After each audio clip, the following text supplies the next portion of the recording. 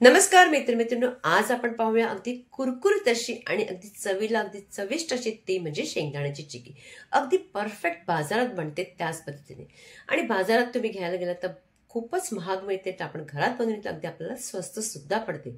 आणि या चिक्कीमध्ये तुम्हाला एक छानशी ट्रिक दाखवणार आहे. त्या चिक्कीने तुमची अगदी चिक्की मस्त कुरकुरीत बनणार आहे. तर चला पटकन रेसिपीला सुरुवात करूया. सगळ्यात अगोदर काय आहे, 1 वाटी घ्यायचे शेंगदाणे आणि 1च वाटी त्याला लागेल गूळ. आता गूळ तुम्ही कोणताही घेऊ शकता. आता चिक्कीचाही गूळ तर तो घेतला तरी चालेल किंवा आणखीन कोणताही गूळ असेल तरी चालेल.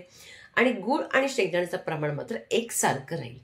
आता हे सगळं झालं की पटकन आपण काय करायचं, सगळ्यात अगोदर आपण शेंगदाणे इथे घ्यायचे आपण भाजून. आता शेंगदाणे मात्र इथे वजनी तुम्हाला प्रमाण मी सांगितलं नव्हतं, तर वजनी प्रमाण आहे 150 ग्राम. आता शेंगदाणे मात्र मंद आचेवर छान भाजून घ्यायचे. भाजताना मात्र जेव्हा आपले भाजले गेले शेंगदाणे ते कसं कळतं, त्याच्या सालीनं आपोआप निघू लागतात. म्हणजे आपल्याला कळतं की शेंगदाणे आतपर्यंत चांगले भाजले गेले. म्हणून गॅस मात्र कधी मोठी करायची नाही.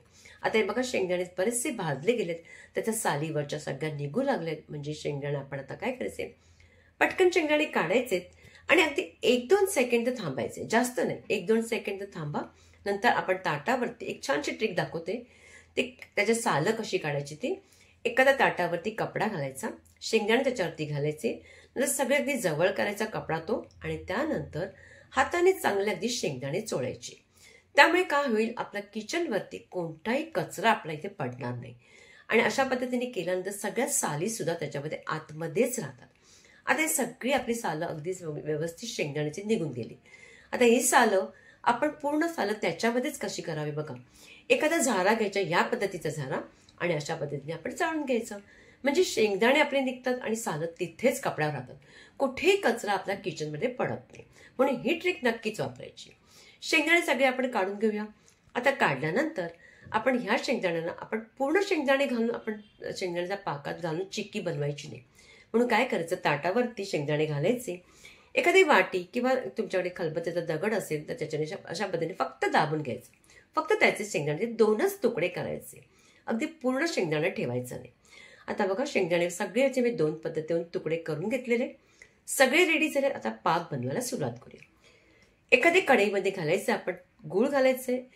गूळ हा छान अगदी चांगला वितळला गेला पाहिजे, आणि म्हणून गूळ मात्र करताना चिरून घ्यायचा. 1 चमचा फक्त पाणी घालायचं, जास्त नाही, फक्त 1 चमचा. नंतर त्याला आपण सोडून देऊया, आपणच वितळेल. तोपर्यंत पूर्व आणखीन एक तयारी करूया. इथे मी चॉपिंग बोर्ड घेतलाय, इथे तुम्ही तूप लावू शकता किंवा या पद्धतीने बटर पेपर घ्यायचा, त्याला पूर्ण तूप लावायचं. पोळपाटावर केलं तरी चालेल, ताटावरती केलं, उलट्या बाजूला केलं तरी चालेल, मात्र तूप लावून घ्यायचं. आणि तूप लावल्यानंतर त्याला पूर्ण अगदी चिक्की पूर्ण आपण त्याला लाटावी म्हणून लाटणीला सुद्धा आपण तूप लावून घ्यायचं. म्हणजे जेव्हा आपण चिक्की टाकतो तेव्हा ती पूर्ण लाटून आपण त्याला एक चांगला रोल बनवतो. आता हे झालं की आपण कढईमध्ये बघा गूळ ठेवला, तर चांगला वितळला गेलाय. आता याला चिक्कीला चांगली चकाकी यावी म्हणून काय करायचं, 1 चमचा टाकायचं तूप. पुन्हा हे मिश्रण चांगलं ढवळत राहायचंय. आणि ढवळल्यानंतर मात्र गुळाचा पाक पुन्हा पुन्हा आपण पाहायचे, नाही तर काय होतं, लगेच तो करपू नये म्हणून याचंही लक्ष ठेवायचे.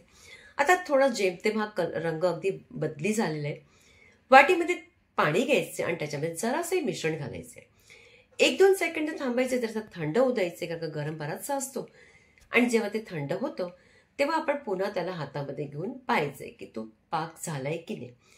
जर तो पाक कडक असेल तर आपल्याला कळतं की तो पाक रेडी झालाय, आणि जर अशा पद्धतीनं जर चिवट असेल म्हणजे आपला पाक अजूनही कच्चा आहे, तर अजूनही आपण शेंगदाणे टाकायचे नाही. आता पटकन आपण पुन्हा त्याला अगदी सगळ्या मिश्रणाला मिक्स करत राहावं, म्हणजे चांगला पडत चालत राहावं. अगदी आणखीन 1-2 मिनिटं थांबायचं, पुन्हा हे आपण मिश्रण घालून बघायचं.